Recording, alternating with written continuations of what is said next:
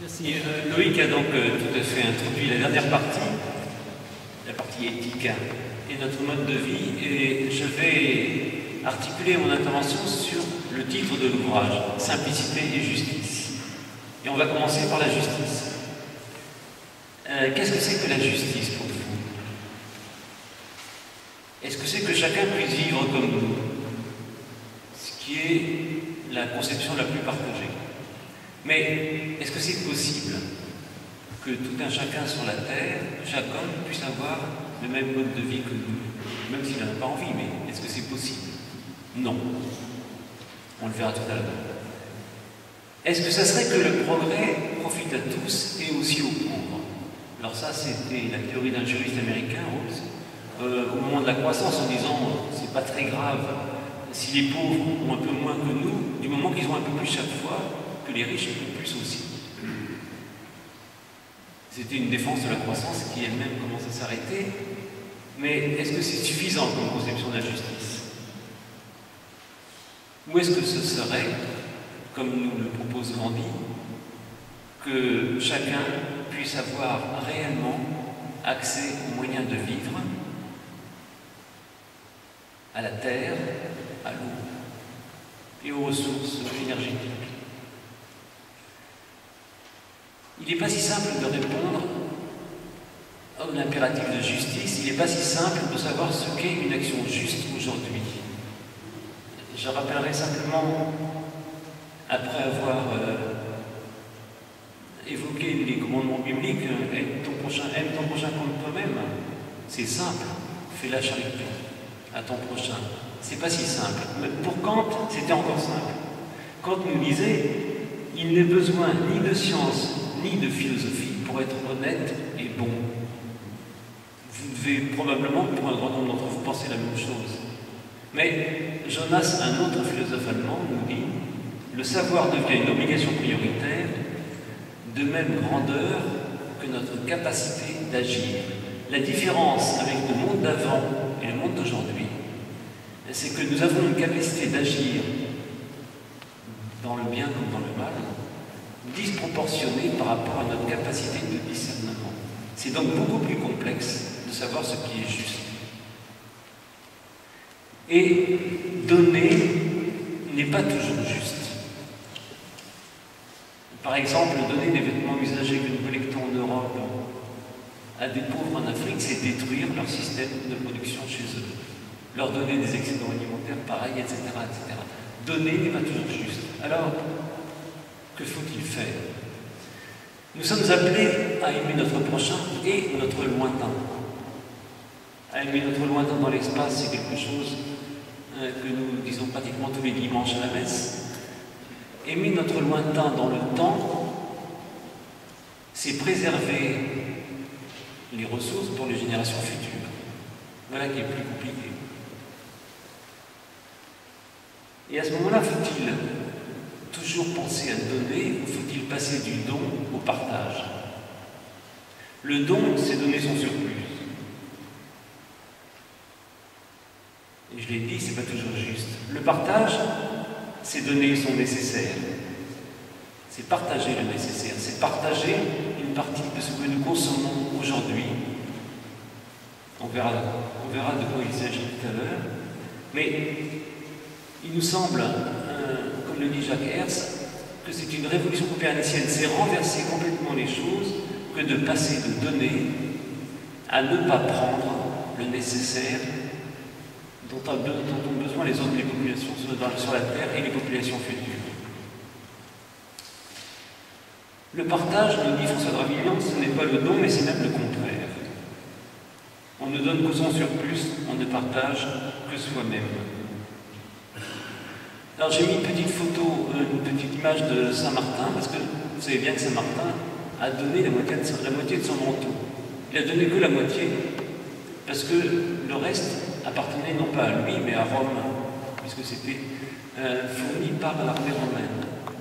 Donc il n'avait pas le droit de donner la partie qui ne lui appartenait pas. Mais aujourd'hui, donner suppose non pas simplement de se demander à qui appartient ce que je donne, j'ai le droit de donner ce qui m'appartient, mais peut-être partager suppose de savoir qui a produit ce que j'ai et est-ce que, en l'acquérant, je ne prive pas l'autre de ses ressources. Alors, pourquoi partager? Parce que nous prenons déjà aujourd'hui une partie des ressources des autres pays.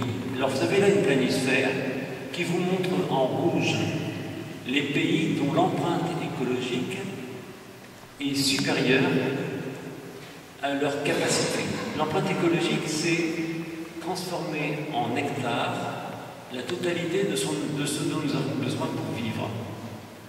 Vous avez souvent lu dans le journal que nous consommions 3 fois, 4 fois, 5 fois la Terre. Ça vient de l'empreinte écologique, un calcul que je ne détaille pas ce soir, on n'a pas le temps, mais qu'on pourrait faire ensemble. Donc il y a des pays qui consomment plus d'espace et de ressources énergétiques que leur capacité à les produire et que la surface dont ils disposent. Ce sont les pays d'Europe, comme vous voyez là, les États-Unis, on l'imagine bien, mais aussi l'Inde ou la Chine, parce qu'ils sont très nombreux, que leur densité est très forte.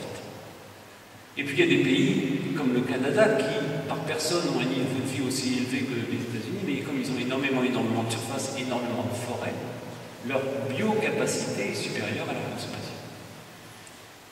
Cette planisphère pour vous montrer qu'aujourd'hui, il y a des pays dont la consommation dépasse leurs ressources et d'autres pays dont la consommation est inférieure à leurs ressources. Présenté comme ça, c'est pas tout à fait juste. Je vais vous demander pourquoi, mais je vous donne la réponse, c'est parce qu'il faut raisonner par personne, évidemment. On voit bien la différence entre les États-Unis et le Canada. C'est pas très juste de dire que le Canada, il peut vivre comme ça en consommant énormément par personne parce qu'il a un grand territoire, alors que les États-Unis consomment autant, mais apparaissent des surconsommateurs. Et si on voit par personne, le Canada, l'Australie, l'ensemble de l'Europe du Nord dépassent leur capacité, alors que la Chine est juste à un niveau de 1, c'est-à-dire qu'ils consomment à peu près, aujourd'hui en tout cas, ce qu'ils sont capables de fournir. Demain, peut-être pas, puisque demain, ils seront encore plus nombreux. Et l'Inde en particulier, l'Inde également. Donc, ce que je voulais dire, c'est que, pourquoi partager? Parce que déjà, nous prenons aux autres. Et parce que déjà, en moyenne mondiale, nous consommons plus que ce que la Terre est capable de nous donner. Ça veut dire qu'en moyenne mondiale, nous prenons déjà aux générations d'après, à nos enfants, nos petits-enfants et leurs descendants. Alors, une deuxième question après, c'est combien partager? Le petit graphique que vous voyez là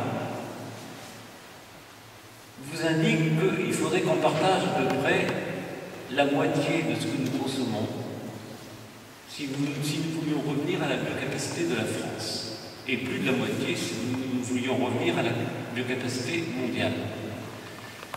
Vous avez dans la colonne empreinte les différentes surfaces qui nous sont nécessaires pour vivre en France.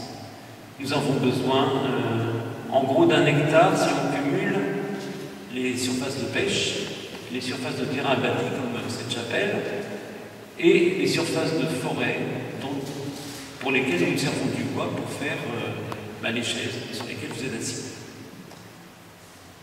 Et puis nous avons besoin également d'1,5 hectare si on cumule les pâtures qui permettent de nourrir les animaux et les cultures qui nous permettent de faire le pain, de faire les légumes que nous mangeons et également de nourrir les animaux puisqu'ils mangent beaucoup de céréales. Et vous avez en rouge l'équivalent de surface de forêt qui serait nécessaire pour capter tout le CO2 que nous émettons.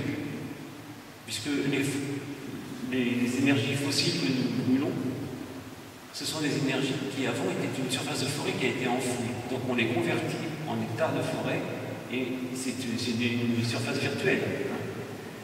Mais globalement, on n'est pas en équilibre, comme ça a été dit par Jean-Noël au début.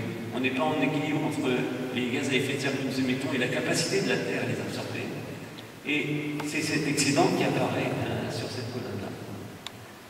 Vous voyez qu'on a 3 hectares à peu près de biocapacité en France par personne, Nous disposons de 3 hectares pour vivre et nous en consommons à peu près 5. Et la biocapacité mondiale, c'est 1,9.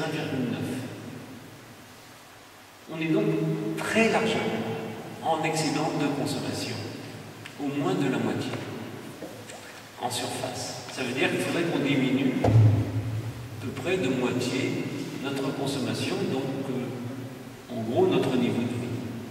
On peut vivre aussi bien en consommant moins. Dans les années 50, on consommait à peu près 2 fois moins. Était-on plus malheureux? On n'aurait pas eu tous ces appareils, hein, ça c'est d'accord. Alors sur quoi peut-on agir?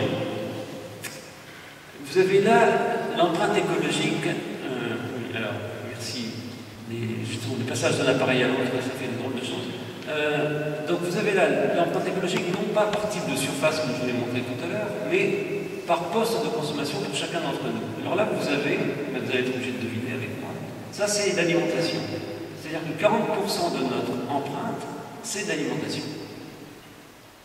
Ça veut dire qu'on peut agir sur notre alimentation et donc réduire notre impact sur la planète à partir de ce que nous mangeons. J'y reviendrai. Ensuite, en violet, vous avez le logement, surface et chauffage. Là, les transports. Là, les achats de biens. Je vous demande de bien retenir ces 18% d'achats de biens parce qu'on n'en parle jamais. Quand on vous parle de transition énergétique, d'économie d'énergie, etc., on parle de quoi? Du logement et du transport. On oublie l'alimentation, très souvent, pas toujours, mais on oublie toujours ce qu'on achète, les biens. Alors, l'alimentation. L'alimentation, nous consommons beaucoup de viande, pas mal de fromage, etc. Réfléchir sur l'alimentation, d'une part, ça a un fort impact sur notre empreinte, d'autre part, ça a un fort impact spirituel. Nous sommes ce que nous mangeons. Et toutes les religions ont édicté des règles sur l'alimentation. Il y a une relation étroite entre l'alimentation et notre mode de vie et notre vie spirituelle. Nous pouvons réduire très fortement notre impact alimentaire en changeant de mode d'alimentation. Et par exemple, en réduisant très fortement notre consommation de viande rouge, dont le coefficient de transformation est le plus mauvais par rapport à l'ensemble de cette alimentation. C'est-à-dire qu'une vache mange beaucoup plus de céréales pour faire 1 kilo de viande qu'un cochon, et un cochon en mange plus qu'un poulet. Voilà, grossièrement. Vous pouvez manger du mouton, c'est entre les deux. Mais il y a là véritablement une tendance qui se fait naturellement parce que comme le coefficient de transformation est plus mauvais pour la vache, ça coûte plus cher. Donc il y a un déplacement de la consommation de la viande rouge vers la viande blanche qui se fait. Mais par les prix, pas par conviction. On peut l'accélérer, sans mettre en danger évidemment les agriculteurs, mais là c'est une transition agricole qu'il faut gérer, passer de la production animale à la production végétale, qui occupe plus de monde pour la même production, donc pour le même chiffre d'affaires, donc c'est mieux pour tout le monde, même si ça nous coûte à nous un peu plus cher. Les achats de biens. Vous avez là une publicité de, je sais plus, 3, mais la d'autres, je crois. Tout est permis. Tout est permis, ça représente bien notre mode de vie. Je crois vraiment que tout n'est pas permis. Il n'est pas permis de vendre des jupes à 19,90 €.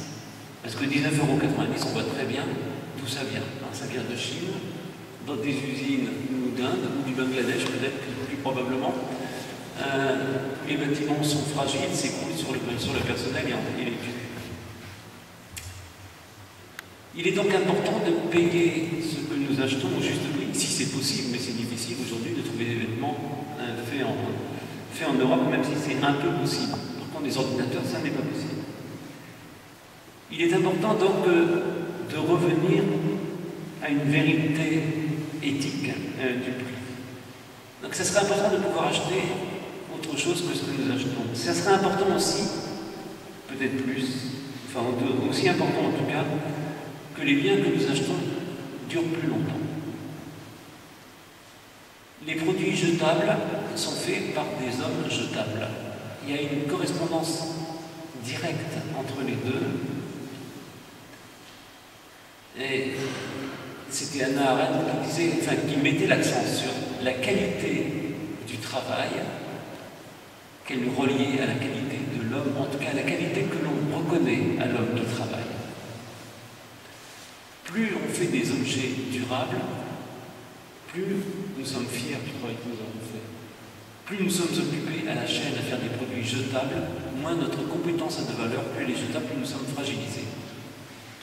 Et je crois qu'une façon de célébrer la création, c'est de faire un travail de valeur et de faire une œuvre, pas simplement un produit. Une autre raison pour laquelle faire durer les biens, faire des biens durables et les faire durer, donc les réparer, est vertueux, c'est que c'est une des meilleures façons de réduire notre empreinte écologique. Le moyen le plus efficace, ce serait de doubler la durée de tous les biens que nous achetons. Mettons-nous ça simplement comme objectif ce soir, et ça suffirait. Enfin, ça serait déjà une bonne avancée. Ça suffirait, non, j'exagère. Et enfin, on peut penser, vous pensez sans doute au recyclage, vous recycler, hein, vous donnez vos affaires à une recyclerie, où on va réutiliser nos affaires, on va récupérer les métaux qui sont dans les biens, etc. Et vous pensez que ça suffirait. Non, parce que l'effet du recyclage, c'est le taux de recyclage qui multiplie le taux de croissance. Et dès que le taux de croissance est supérieur à 1, l'effet du recyclage, c'est simplement reculer d'une ou 2 années l'épuisement des ressources. Alors mon économie c'est à côté, mais réfléchissez, l'effet du recyclage, c'est pas le taux de recyclage, c'est pas parce qu'on recycle 60% d'un produit que ça va nous faire 60% d'économie, pas du tout. Parce qu'il faut multiplier ces 60% par le taux de croissance. Une autre façon d'agir, c'est de louer et partager, c'est-à-dire de passer de la possession à l'usage. Là aussi, on revient à un aspect spirituel. Louer n'est pas la louange, en l'occurrence, mais c'est de louer parce que ce dont nous avons besoin, c'est de nous déplacer, pas forcément d'avoir une voiture.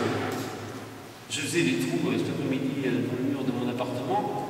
J'avais besoin d'une perceuse pour faire le trou, mais je n'avais pas besoin forcément d'avoir ma perceuse qui a 30 ans, donc elle commence à avoir un certain âge.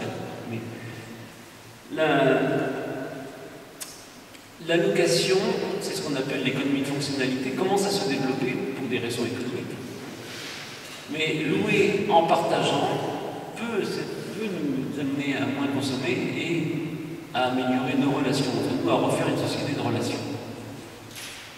Alors souvent, ça coûte plus cher de louer que d'acheter. Mais là, c'est des questions économiques, encore une fois, sur combien de temps on va amortir les biens qui sont achetés. On peut agir sur les déplacements. Je vais accélérer un peu là, mais c'est le cas de dire, hein, puisqu'on parle des déplacements. Nous déplaçons à peu près de 13 000 km chacun par an, en moyenne. D'où la question, est-ce que je voyage ou est-ce que je me déplace? Qu'est-ce que ça veut dire d'aller à l'autre bout de l'Europe ou dans une île pour des vacances?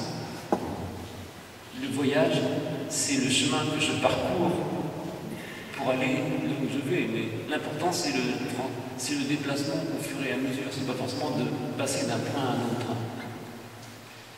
Les transports en commun ne sont pas, malheureusement, la solution miracle à notre consommation d'énergie en matière de transport. C'est souvent mis en avant, mais les élus le savent, ça coûte une fortune. Les trains représentent plus du quart du budget du conseil régional pour transporter 1% de la population de la région. Passer à 2%, ça fera la moitié du budget, on va s'arrêter là sans doute. Les transports posent la question de la vitesse. On est en train de construire des lignes à grande vitesse à des coûts faramineux, à la fois financiers et en termes de terrain. Mais pourquoi? Pour gagner un quart d'heure, pour gagner 20 minutes? Toujours plus vite. Réfléchissons à la vitesse. La question des transports n'est pas simplement une question de moyens de transport, c'est une question de quantité de transport, de distance que nous parcourons chacun. Question de moyens, bien sûr, j'y vais revenir, mais aussi de vitesse. Que veut dire, que signifie cette tentative de toujours aller plus vite? Cette tentation, plutôt, de toujours aller plus vite. Quelles conséquences a la vitesse sur notre vie en société? Sur le projet, donc sur la politique. Alors, de manière plus concrète, je reviens sur les moyens de transport. Vous avez là les émissions de gaz à effet de serre selon les moyens de transport en équivalent carbone, par passager par kilomètre. Quand vous achetez un billet de train, on vous donne le nombre de kilos de carbone consommés pour votre trajet. Alors, on met en général on met en avant la critique des avions. Oui, les avions court-courrier sont à éviter. Il faudrait même, à mon avis, supprimer les lignes continentales aériennes. Ça consomme autant qu'une voiture en ville. C'est-à-dire qu'il faudrait, de la même façon, limiter drastiquement, ce qui commence à se faire, mais pas encore totalement, la circulation des voitures en ville. Je ne veux pas par là culpabiliser les gens qui sont venus en voiture ce soir, ni culpabiliser tous ceux qui habitent autour de Nantes et qui sont obligés de prendre leur voiture tous les jours pour aller travailler. Limiter les transports, ça veut dire réfléchir l'aménagement du territoire. Ne plus considérer les territoires comme des concurrents les uns avec les autres, mais raisonner l'ensemble de notre habitat de manière à ce qu'il devienne compatible avec le devenir de l'espèce humaine sur la planète.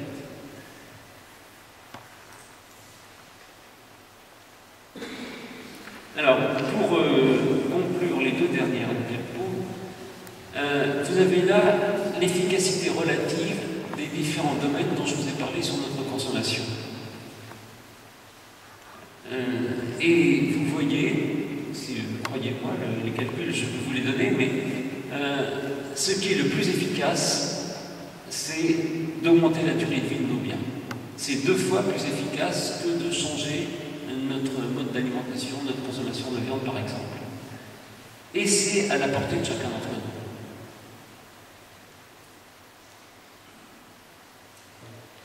Ensuite, vous avez l'habitat, la mobilité, et puis la location et l'alimentation. Mais chacun d'entre nous, on peut commencer à agir sur la durée de vie de nos biens.